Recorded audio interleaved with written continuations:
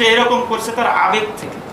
এরকম আসলে কি সে জীবনটা দিতে চাচ্ছে? সে আবেগ থেকে স্টুডেন্ট মত। পুলিশের এই গুলি করার সাথে আমরা কোনো পুলিশ একমত না, কোনো পুলিশ একমত না। কারণ আমাদের আইনেই বলা আছে তাকে ওই মুহূর্তে গুলি করা যাবে না, কারণ সে তো পুলিশকে আঘাত করতেছে না, তার হাতে কোনো আগ্নেয়াস্ত্রও নাই, তার হাতে একটা গাছের ডাল ছিল। সে এরকম করছে তার আবেগ থেকে।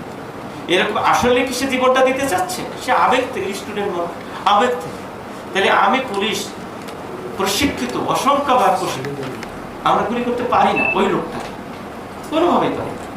কারণ কখন গুলি করতে পারি সেটা আমি আপনাকে বলি, যদি আমার জীবন চলে যাচ্ছে, অথবা আমার সরকারি সম্পদ ছিনাই নিচ্ছে, অথবা তার এমন কোনো আঘাতে আমি গুরুতর জখম হতে পারি, তখন আমি অস্ত্র ইউজ করতে পারি।